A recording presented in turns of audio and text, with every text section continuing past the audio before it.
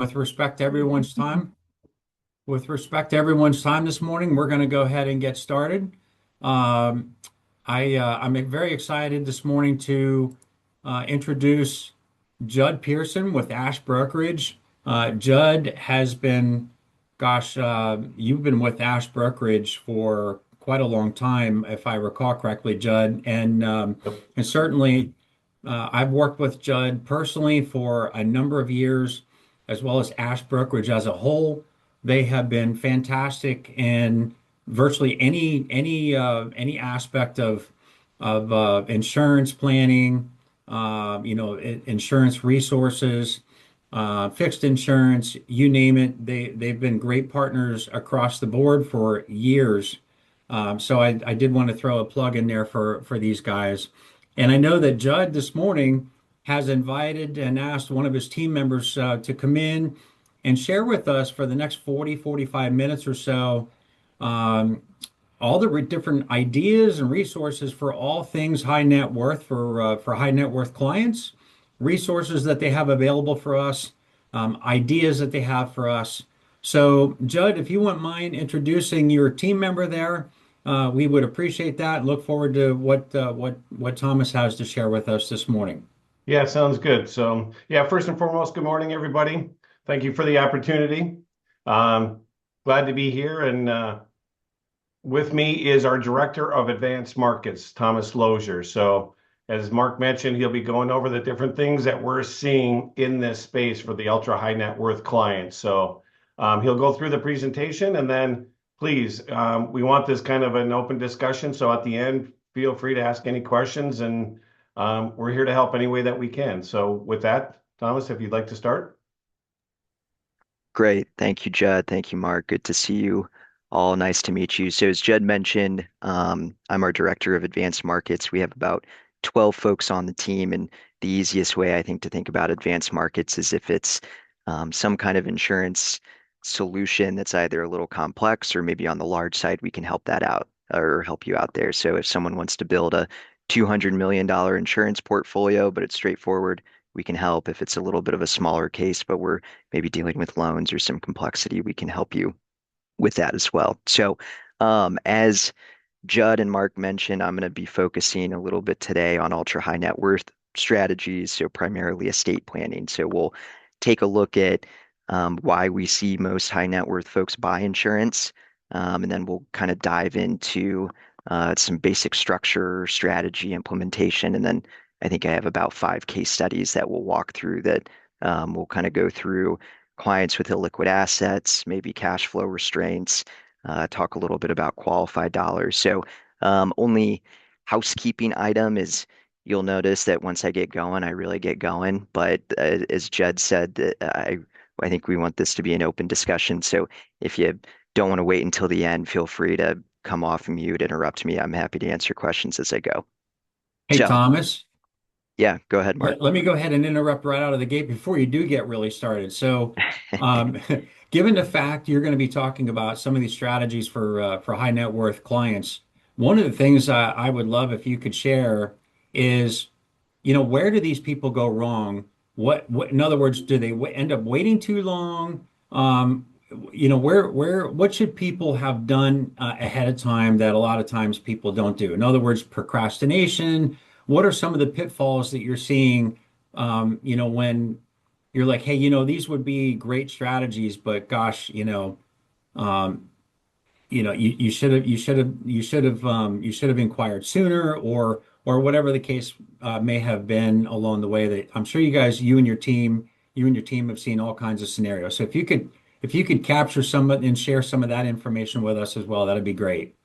Yeah, I'll share a little bit now, and then I have a part of the presentation that maybe we'll touch on that. But certainly the procrastination and waiting is something that you see, right? Folks who say, "Oh, I don't really have a problem," or "I can wait on this," and then they go through a health change and kind of the classic insurance story. But really, where I would say we have the most success, or maybe where it goes wrong, maybe from uh, think of it more so from the advisor, from your guys' perspective of how we present it to a client.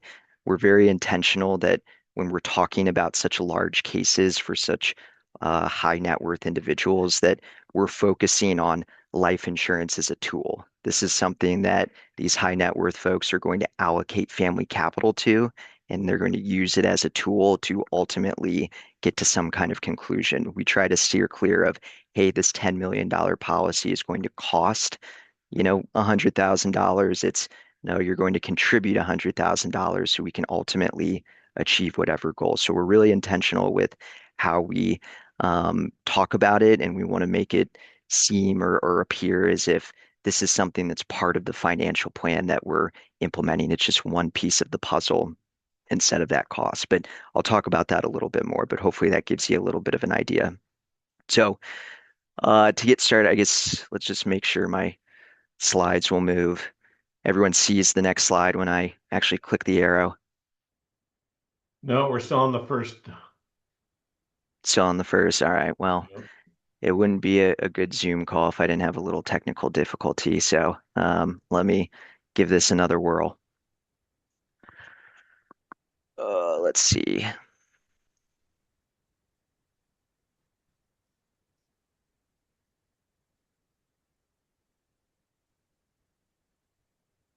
Okay. How There we about go. that time? Okay. Yep. Yeah, Sorry there you about that. go.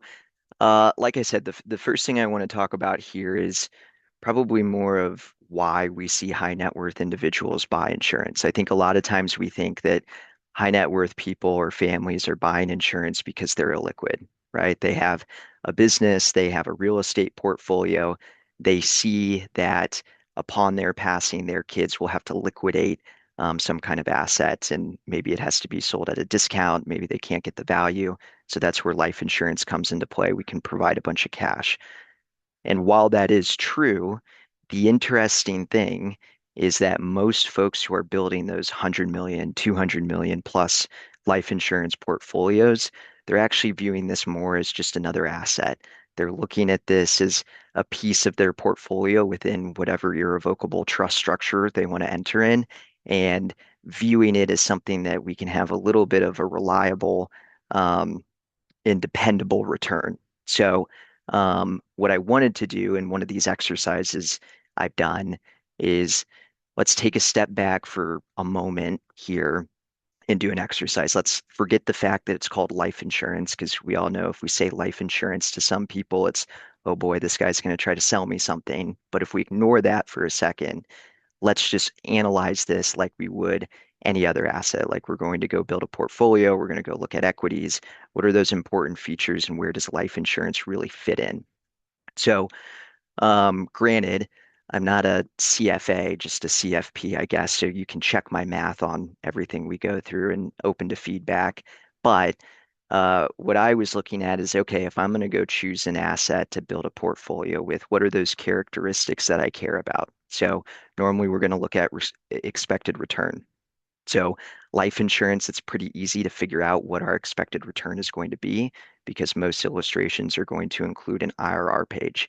That IRR page is your return at that point in time. And if we know life expectancy, so if you have a 60-year-old healthy male, we know his life expectancy is probably going to be mid to late 80s.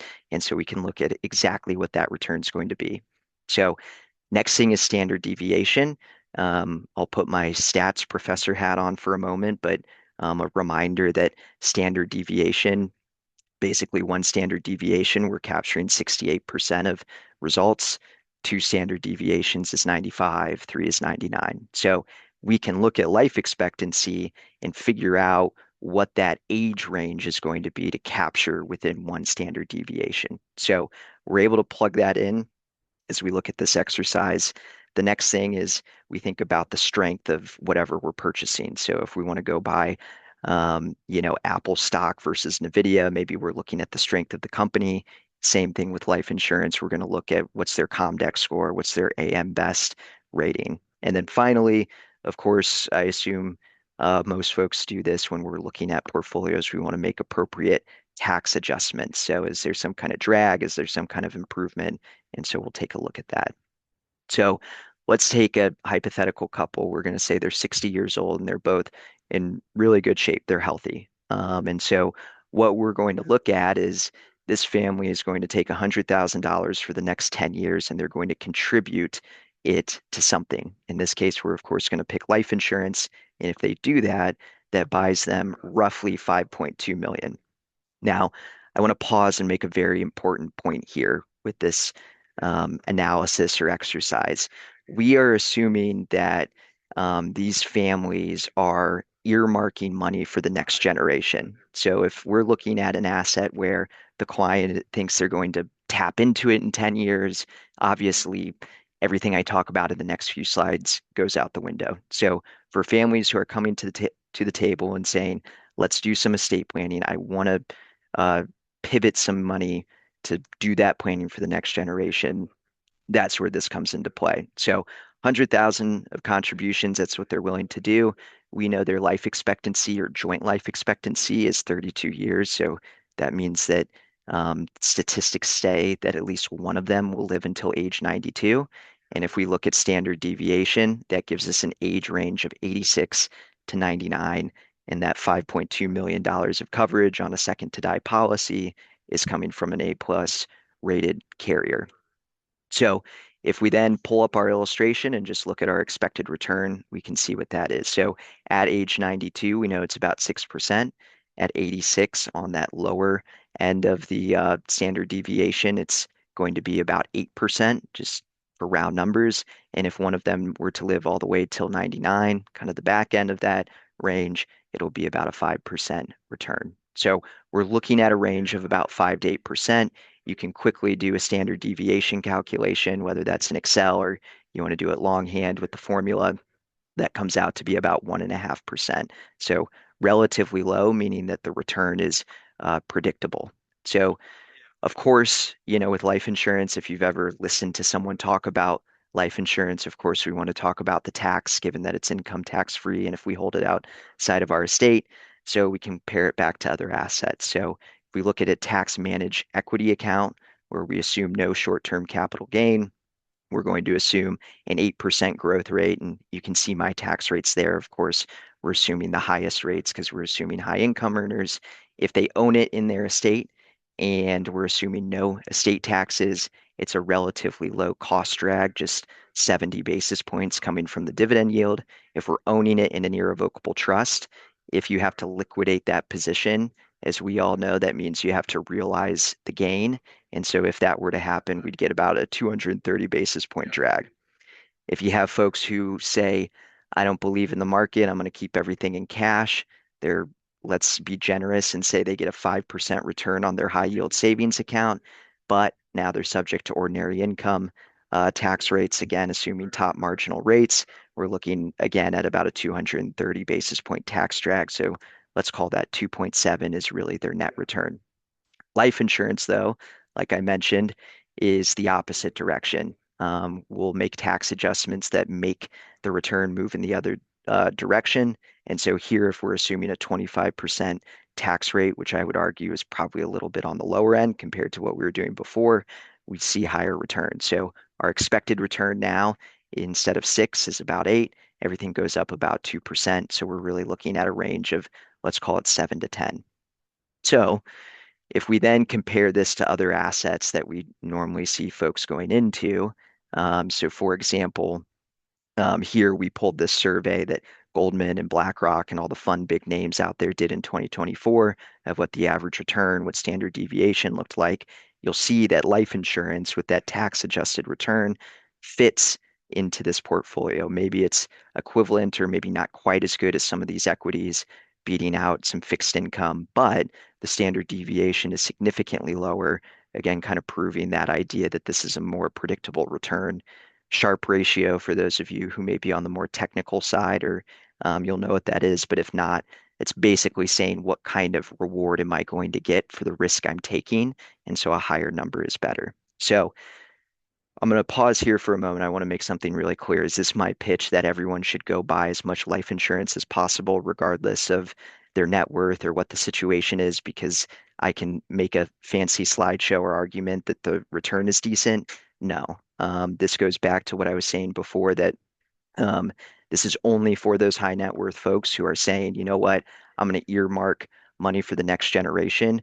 We're maybe just making the argument that life insurance deserves a seat at the table to be a part of that portfolio as they build it. So to Mark's question at the beginning, this cost of waiting or where things go wrong, and I promise this is really my only salesy slide of the presentation or true life insurance pitch here, but you're never as young and healthy as you are today, right? We probably all heard a life insurance agent say that. And in this particular instance, if we're taking this healthy couple and they're going to allocate that 100,000 for the next 10 years, this is what it looks like if we wait. So if we wait 1 year and they're still perfectly healthy, we're actually going to get 10% less. So call that, I don't know, 4.7 million instead. If we wait 3 years and now they're standard health, we'll lose about a third. And if we wait 5 years and one of them has a major health change, we'll lose about half of that. So if we wait, they get older, they get less healthy. All of those numbers I went through, of course, can drastically change. And then maybe you say, you know what, life insurance doesn't quite make sense in this portfolio anymore. So, um, like I said, I think it's a good thought exercise. And it goes back to what I said at the beginning, where we're really intentional here that life insurance is something we're contributing to achieve some kind of goal. It's not a cost. And if we think of it this way, it can sometimes lead to better outcomes. So um, I'll keep us moving along, and now we'll get into maybe more of the actual strategy, estate planning, and all that fun stuff. So to talk about estate planning just for a second, I always like to talk about why now. I hear feedback from some folks that now that the exemption is so high, clients aren't subject to estate taxes like they were years ago. They don't really have a problem. And so, for those of you who don't know, I assume you all do, but just to clarify, thanks to the One Big Beautiful Bill Act, quite the mouthful to say, but thanks to that, the new individual exemption is 15 million here in 2026, $30 million for a married couple. So, like I said, I heard initially a lot of feedback of, oh, we're not going to have clients that are subject to this. The exemption is so high. But in reality, and admittedly, maybe to my surprise as well, we've actually seen a huge uptick in these types of requests because a lot of folks are looking at this and saying, you know what, there's no additional hurdles to do all of this great planning. I actually have $30 million to play with to go do this planning. So, as we all know, if my wife and I move $30 million to our irrevocable trust today and die tomorrow, nothing happened. If we move $30 million today and we live 60 years and that 30 million grows to 500 million, all of that's outside of my taxable estate. So, however that looks in the gifting and all the fun strategies, a lot of folks are seeing that this is a prime 4 year span to actually use this exemption because we don't know what the future is going to look like. And not meant to be political, and I have no crystal ball on what Congress will do in the future. But the reality is, we hear a lot about this permanent legislation when it comes to a state tax exemption. And if we look at just the last 25 years, we've had about four or five different permanent pieces of legislation. 2010, Obama brought in a permanent piece, making the exemption 5 million. That was then redone in 2012, meant to be permanent. Then 2017, we have a temporary, meant to go back to permanent. And now in 2025, 2026, we have a new permanent. So kind of a jumble there of words, but the reality is this is a thing that it seems like when administrations come in, they like to change. So my point is, it's wonderful for our high net worth clients that it's 30 million today. Can we necessarily guarantee that when the next administration comes in, it'll stay the same? I don't know. Maybe it'll be even better. Could be a heck of a lot worse. So point being that I'm kind of repeating myself here. A lot of folks view this as, hey, we have $30 million. We can go do some really good planning here. So, to talk a little bit now about basic strategies. I want to talk about kind of the structure and what most folks are looking at. So, the first thing I wanted to share here is our estate tax projection. So, at Ash, like I said, we have our advanced markets team. There's about 12 of us on the team, and we're really proud that we actually make all of our own modeling in-house. We don't go buy software elsewhere. We make it all ourselves. So anything you see that I go through is going to be fully customizable. So this is our estate tax projection. I normally get really good feedback on this, that this is a nice complement to whatever financial planning software you may use, just to kind of go along with it. And you know, the best thing, makes no mention of life insurance. That probably sounds weird coming from the life insurance guy on the call, but there's no mention of life insurance. So you can have us run this all day, every day. We can put as many assets in there you want. We can assume whatever growth rate. But here in this example I'll use for some of the basic structures we see, we have a 6-year-old couple. They're worth $30 million, predominantly made up of business and real estate, so illiquid assets. And again, with a simple projection, we're just taking what the legislation is today, $30 million of exemption. That's growing at or being indexed for inflation. And we're growing the assets at whatever the advisor or client is telling us. So if we go all the way out into the future, we go to 20, what is that, 2056, they're age 90.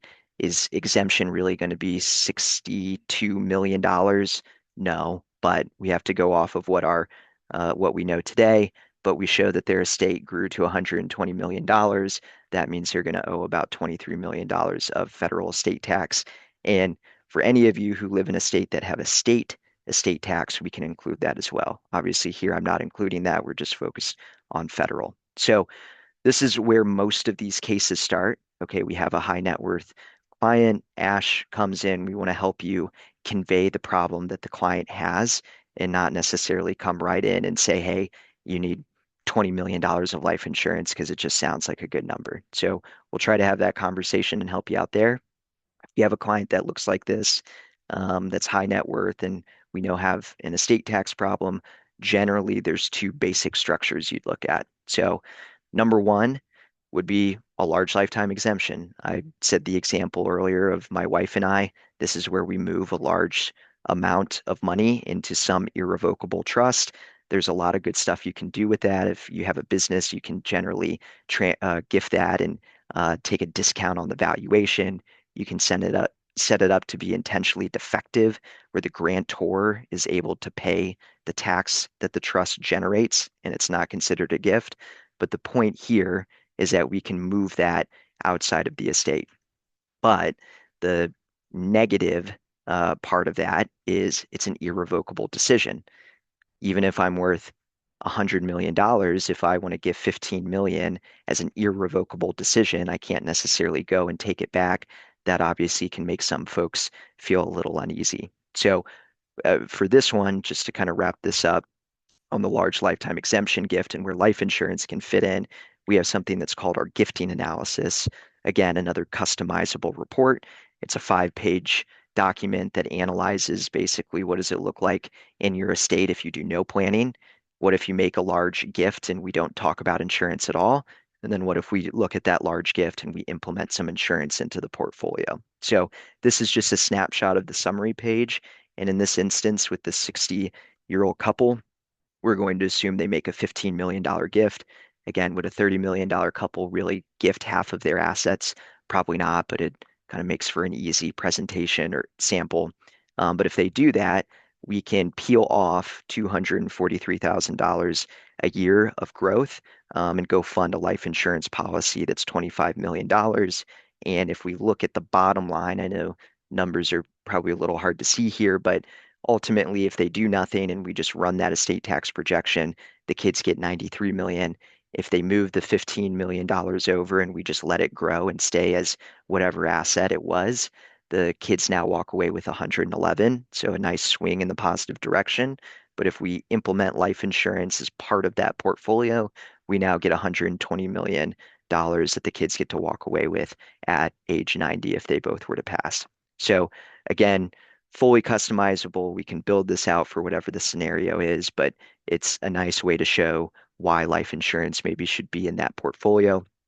But like I said, sometimes folks say, you know what, even if I'm worth a bunch of money, I don't really want to make that irrevocable decision. Well, we can look at annual gifting. So we all know in 2026, 19,000 per spouse per beneficiary.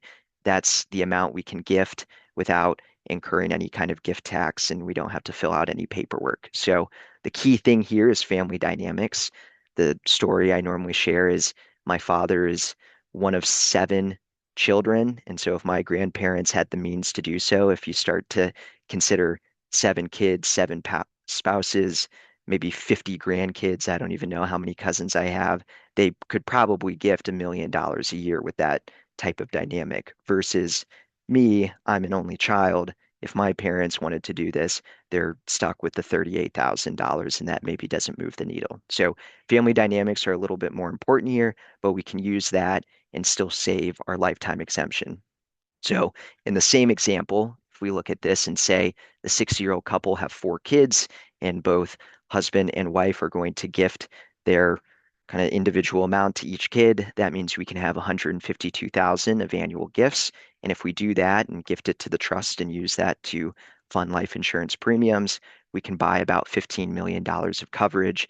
And if we look at that bottom line, it's a similar story. We go from 93 million if we do nothing up to 103 million that the kids get to walk away with if we implement the life insurance. Certainly with the annual gifts, it's not as eye-popping as the large lifetime of kind of the delta between no insurance and insurance, but it allows them to retain more of their exemption if that's something they feel uncomfortable doing. So again, really the point of these 2 examples were to share with you the basic structures of how a lot of this gets started. Once we know if we're using exemption or gifting, then the world of all the different life insurance strategies can kind of come into play, but we can customize these pieces for you. So to get into the case studies, like I said, I have about 5 of them. And they touch on various different types of clients. So again, if you have questions, feel free to pause me, and we can get a little bit more into it. So first one here, I want you to think of clients who are maybe business owners.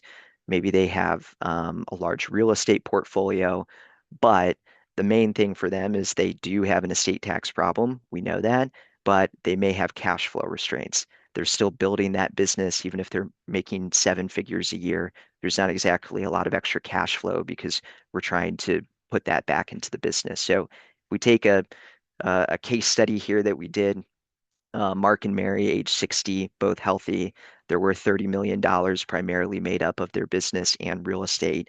They know they have a problem and they want to address that problem to make it easier for the kids to be able to pay. But the reality is, a lot of times when we have illiquid assets, it's going to require liquidity to go buy the leveraged life insurance, right? But here, they came to us or to their advisor and said, we need to find a funding schedule that's going to fit our needs and allows us to continue to invest in the business. And so a lot of the times when we think about life insurance, we think of, okay, they need 10 million, just to pick a number. Let's figure out the cost of that.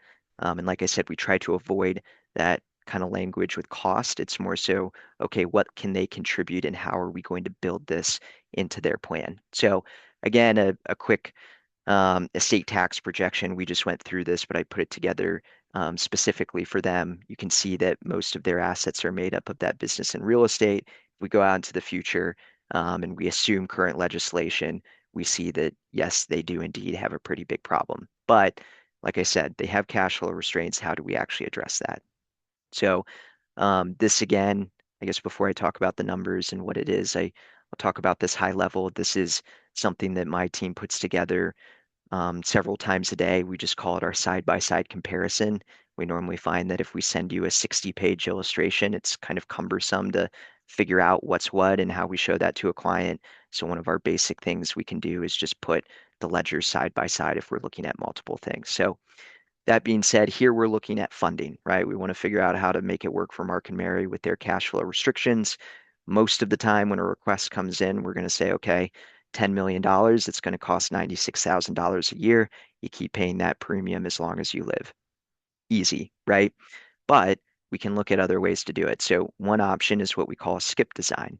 Mark and Mary could take $400,000, which is less than 10% of their liquid assets, pay one premium that guarantees this coverage for the next 20 years, and they don't have to pay any premium for that 20 years. They can wait until they're in their 80s. That would be one option. Another option is what we call step design, where instead of $96,000 a year, they can pay about $35,000 a year, much more manageable for them for the next 20 years. Again, that 10 million is guaranteed for that duration. The catch, of course, is on the backside, that premium is going to jump up. So in the case of both the skip and the step, as we call them, it goes up to north of $300,000. Now, is that premium in this instance going to cause sticker shock? Maybe. But the idea here is that they were able to keep more of their assets. They're able to keep their capital. In theory, that business, the real estate, it all grew. So then at that point in time, maybe they can stroke a check for, 380,000, 350,000. But the great thing about this is if they get to, let's say, age 81 and they say, you know what, legislation has changed. I don't have an estate tax problem. Well, they basically had 20-year term, and this is a permanent policy, so there'd be some cash value there that they could surrender and walk away with. So a lot of times we call that term with equity. So they have some kind of value they can walk away with. And then oh, by the way, of this case study is our expected return by doing a unique funding schedule actually boosts the IRR. So we go from kind of that standard design that gives us 7% all the way over to the step design where we get an 8.6% return. So sometimes folks who maybe don't even have the cash flow restraints, they may consider some unique funding just to boost that expected return. So again, I think kind of a cool case study. I don't think a lot of people realize that you can have that flexibility in the products. They normally think, hey, it's going to cost me the 96,000 and that's a big cost that I have to keep doing, but we can customize it. So the second one, this is kind of an oldie but a goodie. You've probably heard it before, but estate equalization. This is the idea that we have several children in the family, and there's some kind of asset that maybe only one or two children are interested in. The other could care less. How do we transfer that asset in a fair and equitable way to the next generation? So this was a real case that we did, and I think it's kind of fun because it's a car collection, but um, Jack and Judy, they have three kids, and both are age 65. And Jack has built this $10 million car collection. Jack, with one of the children, basically went out and they would buy the cars, they'd clean the cars, they'd drive around in the cars together. The other two kids give them a Honda Prius and they're happy. They don't care if it's a Ferrari or a Porsche or whatever. So the question becomes now that Jack and Judy are doing their estate plan, do they either leave the full collection to the one child who's interested and just kind of ignore the other two kids? And those two kids may say, well, where's my $10 million asset? Or do you leave it equally to all three kids, where the two kids who aren't interested are ultimately probably going to sell their share of the cars, and now this kind of prized family collection is no longer intact. So what do we do? The strategy here, and I mentioned this earlier, where we actually do need some liquidity for an illiquid asset, but the idea here is that we would leave the car collection to child one. That means he gets his $10 million asset. We get to keep this collection intact. Maybe the grandkids get in, everyone's happy. And then what we do at the same time is we take 5 million and we reposition that into a trust-owned second to die policy that buys them about $20 million of coverage, leaving both child two and child three with $10 million. So, like I said, the car collection, it's fun to talk about, but obviously the asset we're normally talking about with this strategy is a business, right? If a kid is involved with a business, we think that's the succession plan. Other kids aren't interested, that's going to be more common.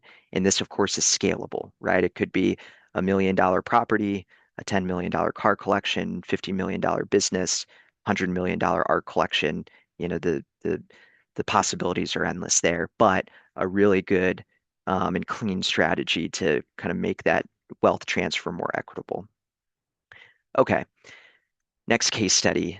This is addressing asset location. So we're kind of pivoting a little bit here and going to talk a little bit more in terms of assets. So kind of the thing to keep in the back of your mind as I go through this is where high net worth clients own certain assets, even if it's the exact same asset, can ultimately dictate how much actually goes to the kids. So this was a case study we did early 2025.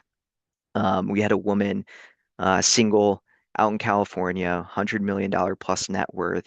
She had sold her business to a large S&P 500 company, and in turn, was selling her business, she retained equity or stock in this specific Fortune 500 company. And so one of the things that was important to her is that this stock that she owned, that was the prized family asset. It's not the art or cars or whatever. It was this stock that she was really proud of. She knew she had an estate tax problem. She hadn't done any planning, and her whole goal was to ultimately make it so that her only child, her daughter, would not have to sell a bunch of this stock. So we went through the exercise of saying, well, where we own this stock, or let's think more about where we own the S&P 500 to make it easier, may dictate how much actually goes to the kids. So we built this, I guess I call it a trust analysis or asset location.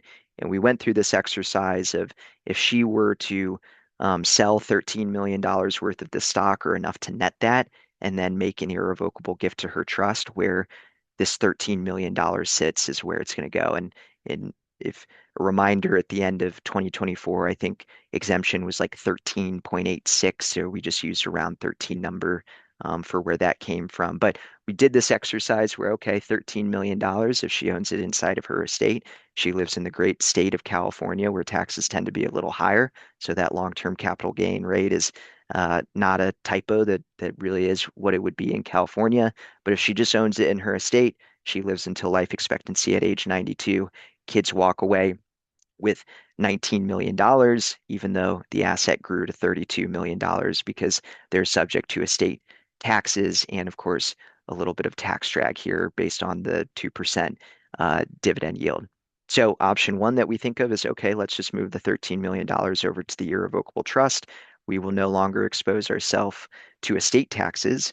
And in that instance, the $13 million still grows to 32, and we don't have to worry about that 40% number. But if something is trust owned and you actually go to liquidate that position, you still have to realize the gain because it's owned by a trust. So we're still going to be subject um, to long-term capital gains rates there. And so by doing that, now the kids at age 92, they walk away with $26 million.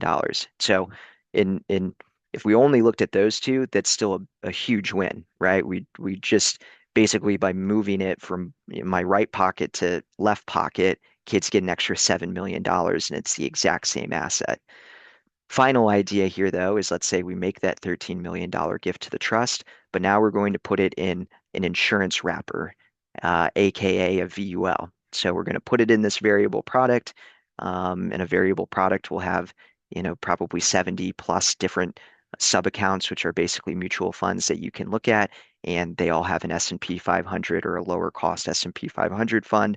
And if we do that, and we apply kind of a minimum death benefit because we just care about the cash, now we see something where that 13 million grows to 28 million. So it's not quite as good as the trust or in the estate, but there's a death benefit now that's $30 million that the kids can walk away with. So point being, this $13 million asset that she owned it basically went from being worth 19 million to 30 million just based on where the asset was actually held. So I would say probably, I don't know, a large percentage of our biggest cases that we've seen in the last couple of years have come from this kind of strategy where we're repositioning some kind of asset into insurance, and that's trust owned. I see Jim, got your question. Go ahead. Yeah, I'm just curious. You mentioned a VUL for this structure. Would an IUL work as well? Yeah, in I'm going to go on a little bit of a tangent here, but I'll try to be as brief as I can. At the end of the day, we're product agnostic, and the way I normally talk about it is risk tolerance. So if you have someone with a lower risk tolerance, then whole life's your friend. That's like a fixed income alternative. If you have someone who, is okay with having market exposure in their life insurance portfolio, VUL is great. And then to your question, Jim, IUL is kind of that middle ground. It still works. We're just inherently looking at a different kind of investment, if you will. So Okay, good question, though.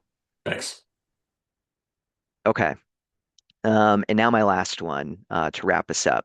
This is a big one, repositioning qualified dollars. So most of you probably have clients who are maybe mass affluent, high net worth, ultra high net worth, whatever the case may be, and they probably accumulated a good chunk of qualified dollars. and they may be nearing retirement, in retirement, and they're looking at that and saying, I've accumulated so many other assets. I don't really need my qualified dollars for retirement. So their default plan is, okay, I'll just wait until I'm forced to take RMDs. Maybe I take that cash and buy myself something nice, but more often than not, they're probably going to reinvest that into a brokerage account that ultimately gets a step up in cost basis, and it just is what it is.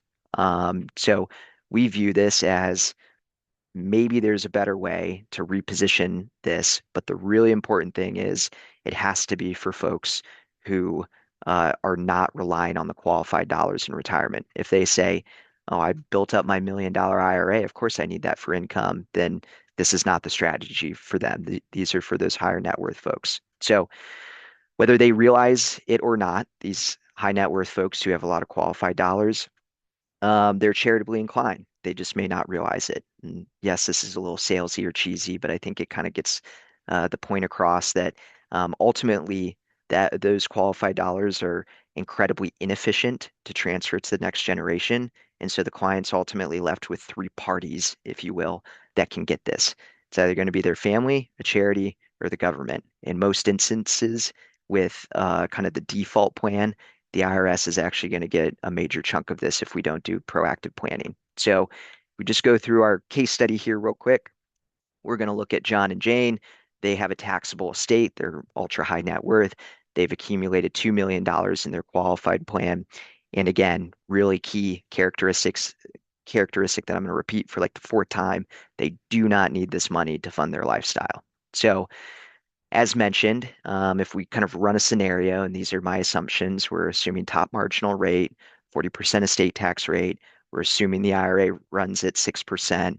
The non-qualified brokerage account is going to run at 4 just to have a post-tax rate that's lower. But again, we have a model that customizes all of this.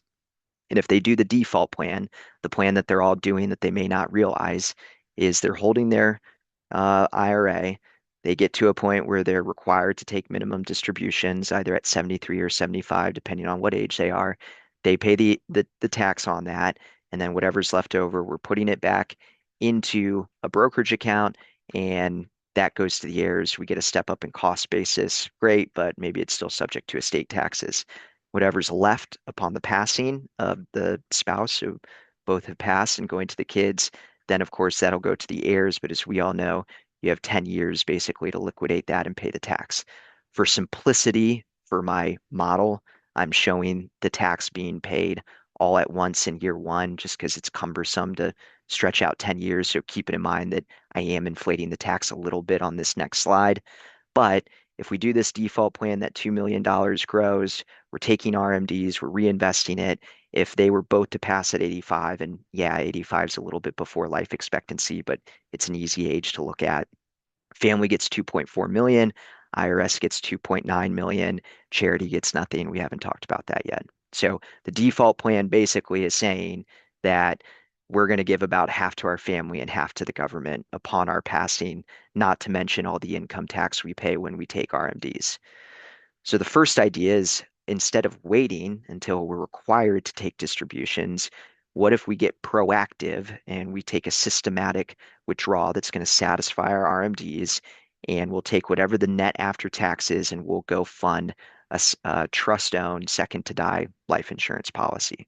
So in this case, we'll pull out enough that we can net 74,000, and that's going to buy us a $5 million life insurance policy. If we see that modeled out, like I said, we take those systematic withdrawals.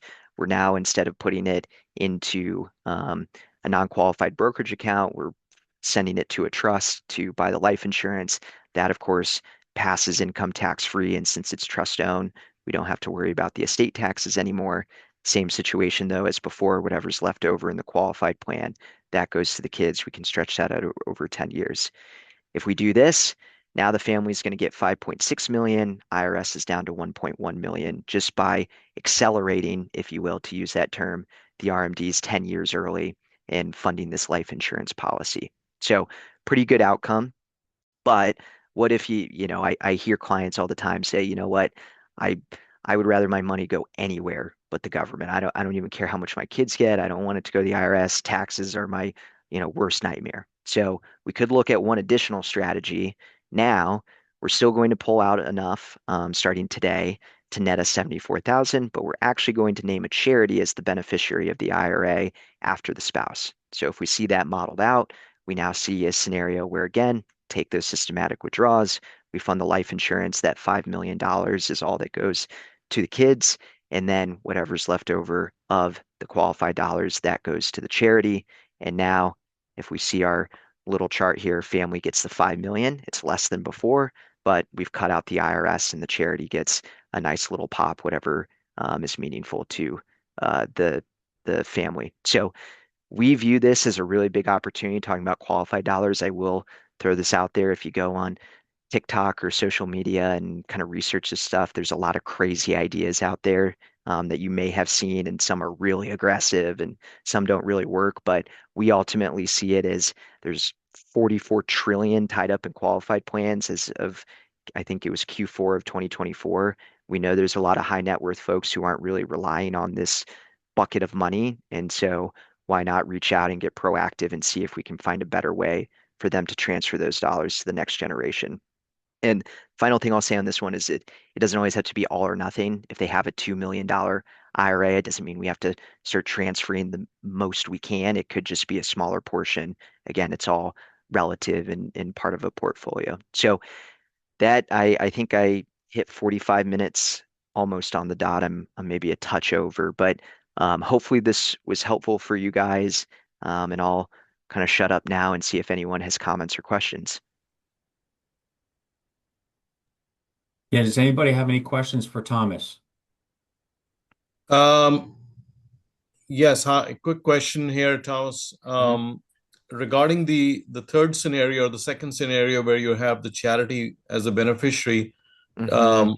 are you assuming that a separate CRT is set up for that purpose, or is that part of the islet that is where the charity is deemed as a beneficiary? Yeah, I guess the the short answer is we're assuming that that's just being held in the estate and we're not doing any additional planning and we're just transferring it. In terms, though, of a complex answer, we have models that can show all of it. So if we do want to set up some kind of charitable trust, we have models that can reflect that. In this case, we're just assuming the qualified dollars, whatever is left at the estate, we're sending that on to the charity, no additional planning on that. Got it. Okay, thank you.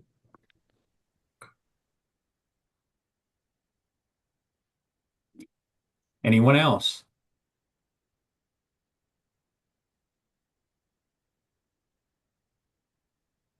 I have a quick question. Just to follow up on what Paul said, are you just make sure I understood? Are you saying that the remainder in the IRA or in the qualified asset or qualified account is it has the charity named as beneficiary? Correct. Yep. Okay. Okay. Yeah. Great. To say it better is if we want to actually do some real charitable planning, like we want to look at a CRT or something like that, we have models that can show it. But for this example, I didn't get into any of that. Okay. Thank you.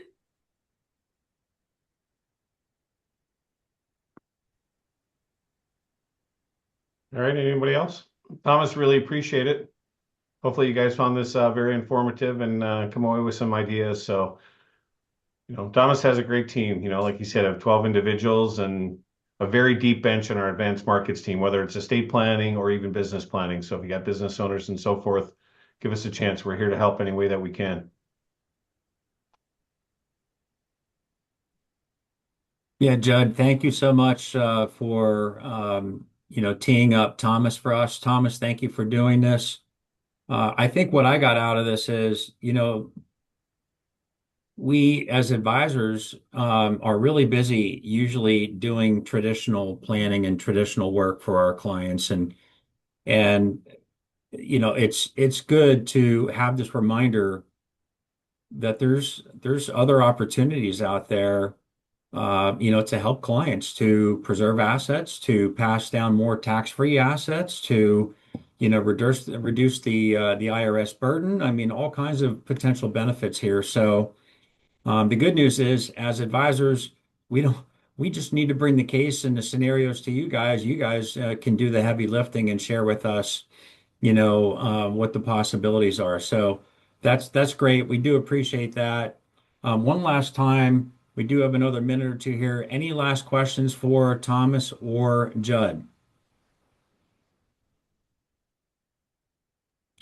All right. Well, certainly, if anybody does think of anything after the fact or along the way, you can certainly reach out to Judd at Ash Brokerage.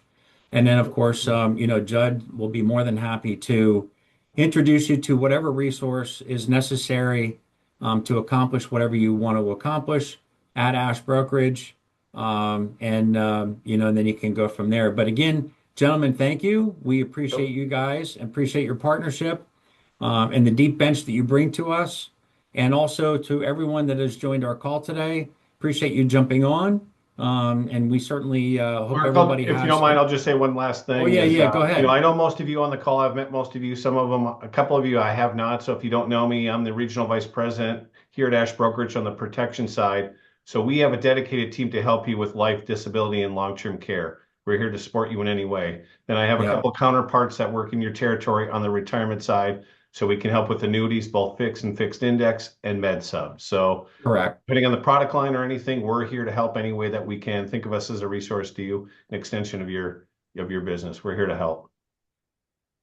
Yeah, thank you, Judd. Appreciate you sharing that. And I can attest through the years, I have had great success working with the people at Ash Brokerage. They really do a great job. So anyway, everybody, hope you have a great and successful day, and we'll look forward to another session again sometime down the line. But so thanks for attending, everyone. Thanks for having us. Take care. Thanks, guys. You as well.